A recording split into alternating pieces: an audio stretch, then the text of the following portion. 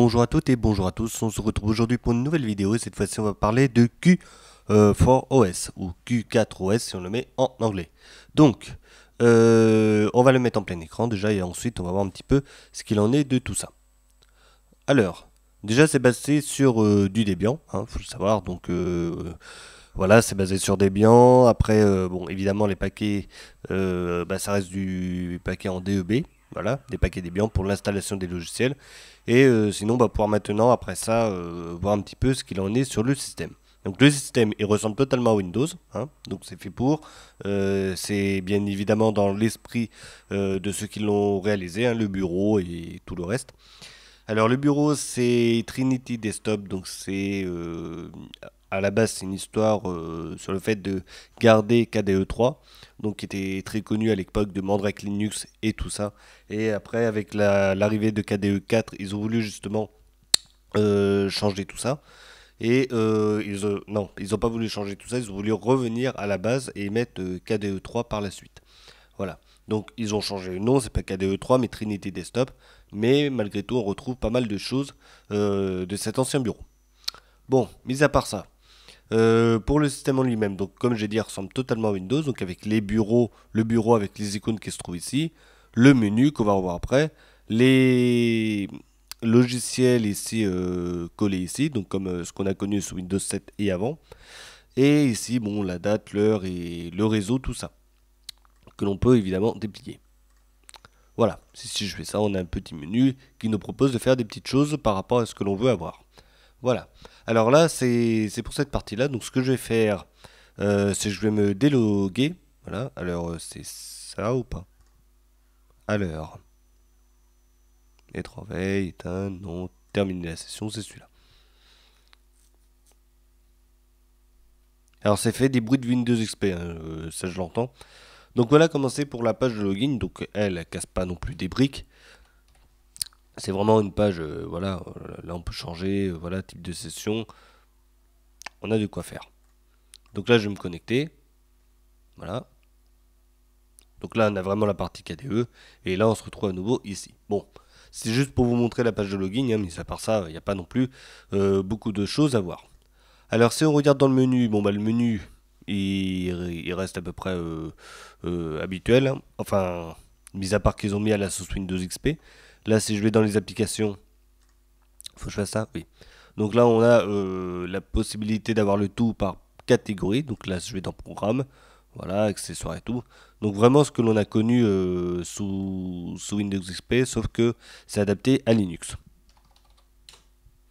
Alors, je ne sais plus comment c'est fait. 405 mégaoctets de mémoire utilisée. Voilà, je crois que c'est ça. Ah non, ça c'est le total, zut. C'est là, pardon. 260 mégaoctets de mémoire utilisée. Voilà, donc c'est pas beaucoup, c'est bien. Faut savoir que XP à la base, même en 32 bits, consommait à peu près ça. Voilà, plus ou moins. Donc on passait entre 150 mégas et puis 200 voire plus quand on utilisait des logiciels. Donc là c'est plutôt pas mal. Et on est en 64 bits. Donc pour continuer dans le menu, donc programme, configuration, on verra ça tout à l'heure. Donc si je vais dans les accessoires, bon, il y a des petites choses. Oula, bureautique. Bon alors le bureautique c'est LibreOffice. Configuration, bon bah c'est pour configurer Java et tout. Ensuite, éducatif, mathématiques. Bon, c'est toujours du LibreOffice. Et la science, c'est pareil, c'est les maths. Tac. Graphisme, qu'est-ce qu'on a? Alors, de quoi voir les images, on a Paint, enfin un éditeur de dessin plutôt. La numérisation et tout, ça en passe. Et après on a Shotwell qui est pas mal aussi pour gérer toutes ces photos. Voilà, donc ça c'est bien. Internet, donc j'avais Chrome à la base, il se démarre pas, j'ai pas compris. Puis Conqueror, donc j'ai rajouté Firefox. Et on a la messagerie Thunderbird. Ensuite, dans les jeux, bon bah on a quelques jeux apparemment, oui. Jeux de balles rebondissantes, bon, bah, voilà, je fais les allers-retours pour comme ça vous voyez un petit peu ce qu'il y a dedans. Ensuite, multimédia. Donc AVLC, il était déjà à la base dedans, K3B, donc ça appartient bien à KDE. Donc on a ce qu'il faut justement pour faire ce que l'on veut avec nos musiques et tout. Donc pas plus, pas moins, ça suffit largement. Donc là après c'est la configuration générale. Donc voilà, ah ben j'ai pas vu qu'il y était celui-là, donc c'est pas grave. Donc super user, hop là, voilà, Conqueror, donc le quoi, gestionnaire de fichiers en mode utilisateur, administrateur je veux dire. Le terminal, bon bah voilà. Après ça reste les programmes de configuration en général. Et ça reste à peu près pareil. Et quelques utilitaires, accessibilité, bon bah il y a la loupe, bureau, calculette, oui c'est pas mal aussi une calculette. Vite. Un éditeur de texte, c'est KWrite, ça suffira largement. Et fichier, outils de manipulation d'archives. Ok, voilà. Donc ça c'était pour voir un petit peu le menu. Bon, alors le menu, bon, je pense que ça aurait peut-être été pas mal de le simplifier un tout petit peu sur la façon dont c'est présenté, malgré tout, parce que si je vais là et si je vais dans accessoires, et en fait dans accessoires j'ai accès au reste. Donc moi je pensais que justement là on avait tout. Donc là si je vais sur Mozilla, bon, on a Mozilla qui se trouve là, LibreOffice on a tout, voilà.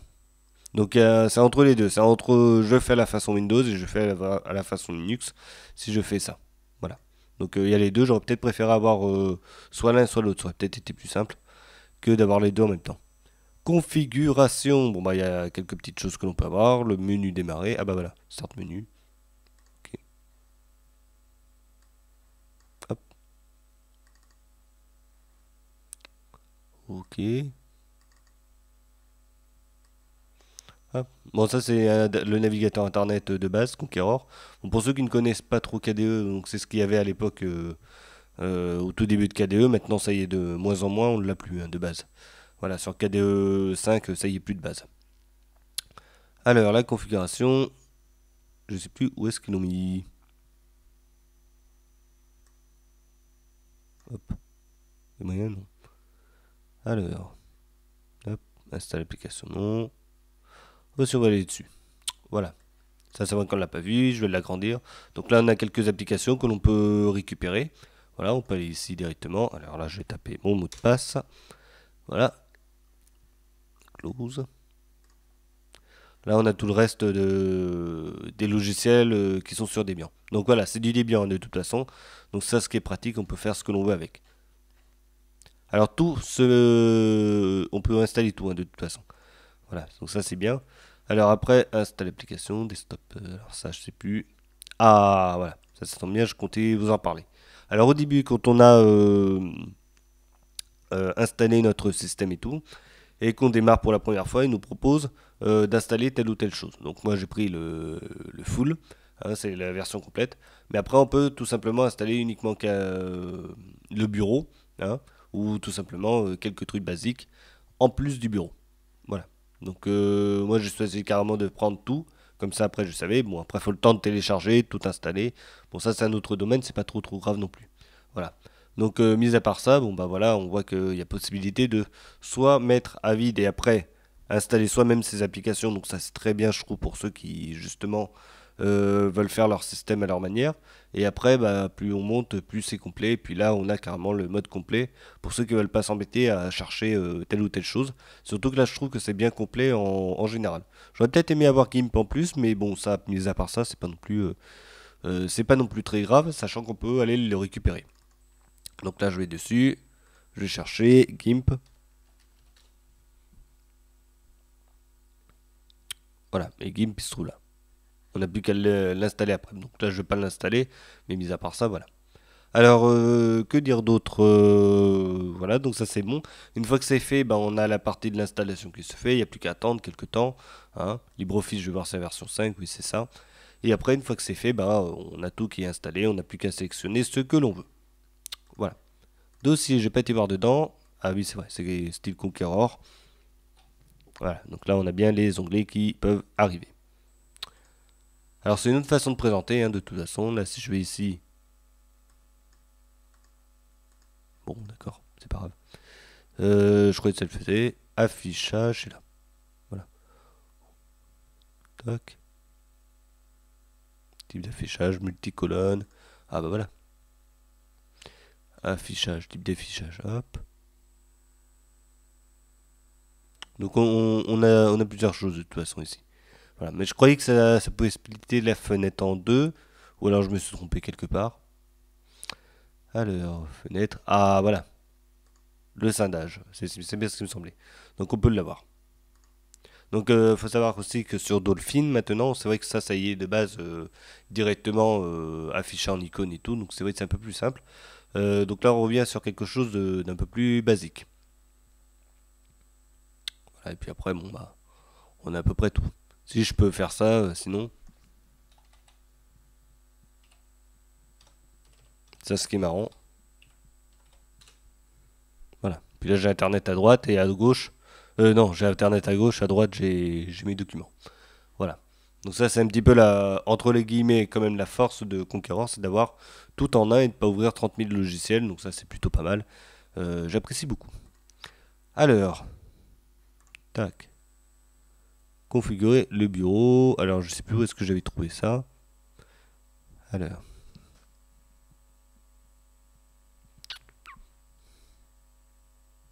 Centre de configuration. Ah voilà.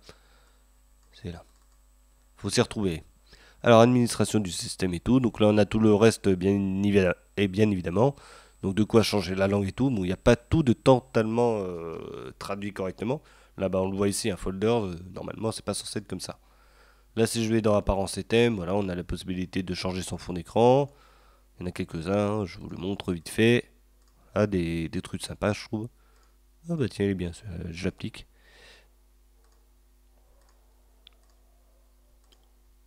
Etc. etc. Tiens, on a un style XP là, ça c'est bien aussi. Voilà, donc là si je réduis, on voit ça a changé, c'est cool. De ce côté-là. Là si j'ouvre ça, Look Switcher, alors Look Switcher, c'est tout simplement pour pouvoir changer un petit peu les thèmes. Voilà, si je fais ça, bah, je fais appliquer. Faut se déconnecter, bah c'est pas grave, on se déconnecte.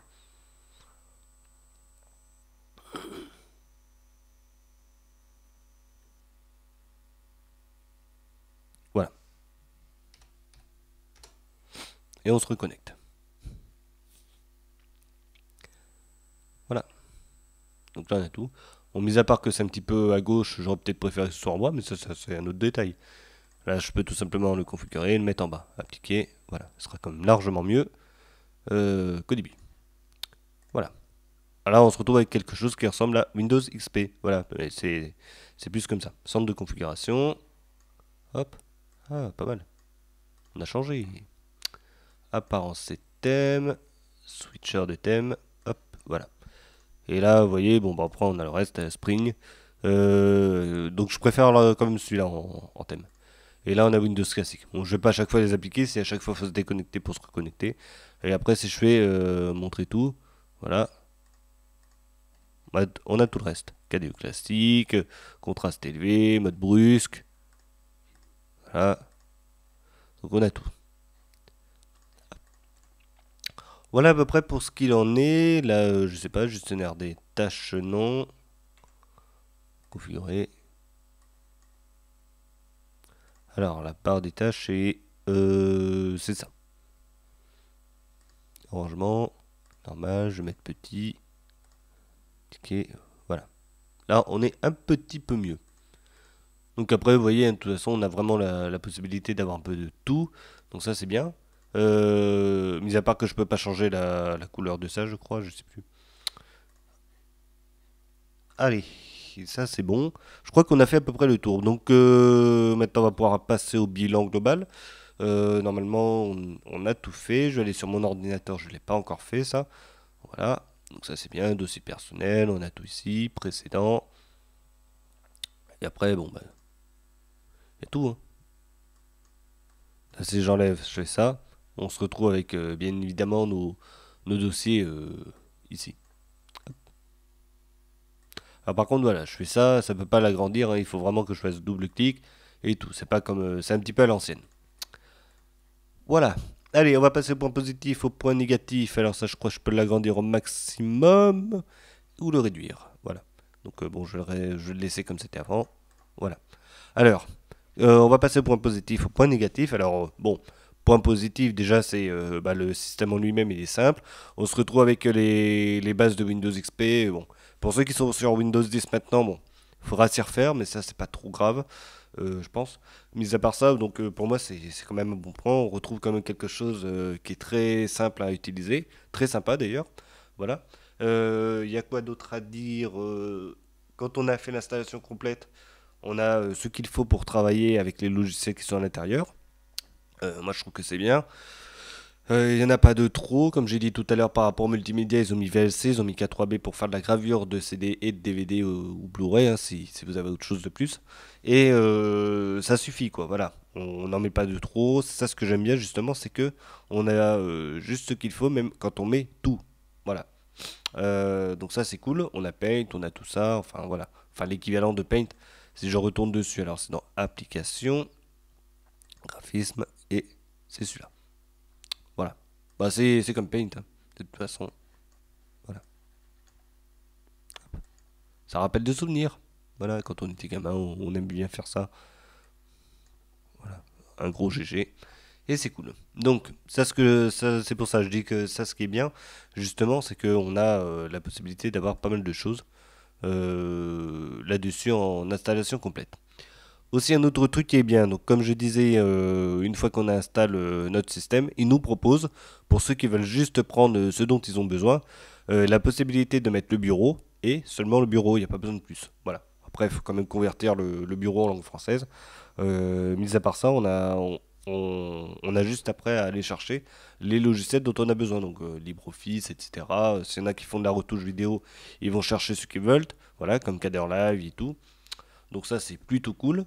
Après, on a la version aussi qui installe juste les outils pour pouvoir paramétrer deux trois trucs. Donc ça, c'est cool aussi. Et ça permet par la suite, après, de télécharger quand même nos logiciels. Enfin, ceux dont on a besoin et pas plus. Donc dans les trois cas, je trouve que c'est bien fait, c'est bien géré. Vous me dites en commentaire si vous pensez si c'est pareil ou pas. Mais bon, moi, je pense que c'est un gros point positif. En l'occurrence. Voilà. Je crois qu'on a fait le tour. Alors, le fait que ça ressemble à Windows XP, donc ça c'est bon, ça c'est un point positif aussi, mais il me semble que j'ai bien dit.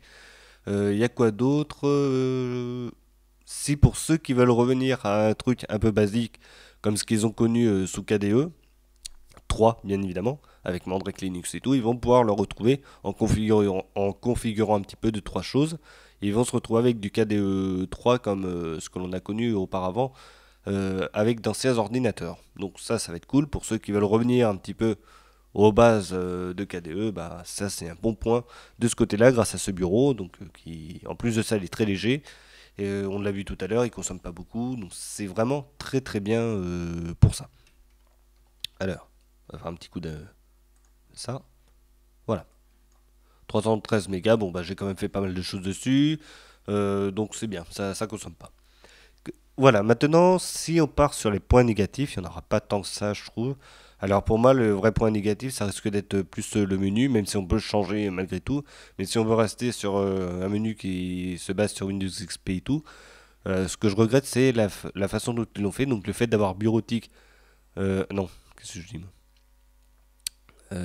Hop là. Ah, voilà. Application. Ah bah c'est trié. Ou alors c'est peut-être un bug de tout à l'heure. Non, c'était peut-être. Enfin, sur le thème de base, voilà. Enfin, je sais pas si c'est normal ou pas, mais sur le thème de base, ce que je regrettais, c'est qu'il y ait deux façons de faire pour pouvoir accéder au logiciel. Donc là, on se retrouve plus avec quelque chose que l'on connaît sous Linux, donc tant mieux. Voilà. Hop. Après, bon, ça c'est mon avis, mais bon, je pense que c'est bien sur le thème principal. Je trouve que c'est un petit peu dommage d'avoir fait ça, en l'occurrence. Voilà. Donc, mais sinon, mis à part ça, c'est bon. Après, est-ce que je trouve d'autres points négatifs? Donc, pas tant que ça, mais si, peut-être le fait qu'il n'y ait pas tout en français. Voilà. Donc là, si je vais sur ça, ils l'ont pas converti en français.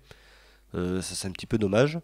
Après, c'est dans les configurations aussi, j'ai vu. Donc, si je vais ici. Ah non, ça, c'est autre chose. Gestionnaire de fichiers. Voilà, donc là on voit il y a des choses qui ne sont pas en français. Donc c'est pour ça que je dis c'est juste deux trois choses comme ça, c'est un petit peu dommage d'en avoir quelques-uns qui ne sont pas en français. Voilà. Donc là si je vais configurer le tableau de bord, donc là non, on a tout, c'est bon. Voilà. Ah bah voilà. Hop là, on en a encore qui sont encore en anglais. Ok. Voilà, donc ça c'est pour moi c'est ça, c'est le seul 2-3 points négatifs. C'est pas extrême, mais bon c'est quand même à noter le fait que le menu sur la thème de base soit un petit peu un millimélo je trouve, mais puis après bah, le fait que ce soit pas totalement traduit en français. Donc pour moi c'est un petit peu les deux points faibles du système. Parce que, mis à part ça, là, si je fais un document normal, voilà, là, il l'a bien pris en français, il n'y a pas de souci là-dessus, tout est bon. Voilà. Je crois que c'est tout pour points positifs, négatifs. Donc, bon, je pense qu'on va pouvoir passer au bilan. Donc, le bilan pour moi, c'est que c'est un très très bon système, très léger, qui peut remettre à neuf les d'anciens ordinateurs. Donc voilà, pour ceux qui ont encore Windows XP et qui veulent l'abandonner mais qui peuvent pas racheter d'autres ordi, c'est une bonne alternative. Pensez aux 32 bits quand même. Voilà, 64 bits pour les processeurs qui sont équipés avec 2 Go de RAM et plus. Et sinon, le 32 bits, c'est pour jusqu'à du 2 à 3 Go de RAM dans la machine. Et des processeurs peu puissants en simple cœur et dual core. Voilà. Donc des vieux Pentium 4 et tout. Vaut mieux laisser du 32 bits. Et même si c'est marqué AMD 64, c'est vieux ça. Il y a une époque, c'était AMD 64 en simple cœur. Laissez-le en 32 bits. Sinon, malheureusement, c'est le processeur qui va en pâtir. Voilà. Donc, bien penser à ça.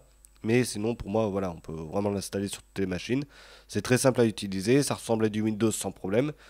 Voilà, même l'installation des logiciels, on l'a vu tout à l'heure au tout début de vidéo. Le fait que ce soit installé à la façon de Windows, donc ça c'est vraiment cool. Et on s'y retrouve vraiment totalement. Bah, par contre, pour le désinstaller, je sais pas, j'ai pas été voir encore. Mais ça, c'est un autre problème. Voilà. Voilà, pour moi, le bilan global, c'est ça. Très peu de points négatifs, que des points positifs, hein, quasiment. Voilà, je regrette juste le fait que ce soit pas totalement en français pour certains points. Il y en a très peu, mais il y en a quand même. Et le fait que le menu sur le thème de base soit un petit peu fouillis, à mon avis. Voilà. Allez, on s'arrête là. On se retrouve pour une prochaine vidéo. Ça, je vais l'arrêter. Avec le turn-off des familles. Alors, éteindre l'ordinateur, c'est là. On a même le noir et blanc. Ça, c'est pas mal aussi. Comme Windows XP, hein, vraiment. Voilà. Voilà, tout se stoppe et c'est fini. Allez, je vous souhaite bonne journée et tout. Portez-vous bien et à la prochaine pour une prochaine vidéo. Allez, salut.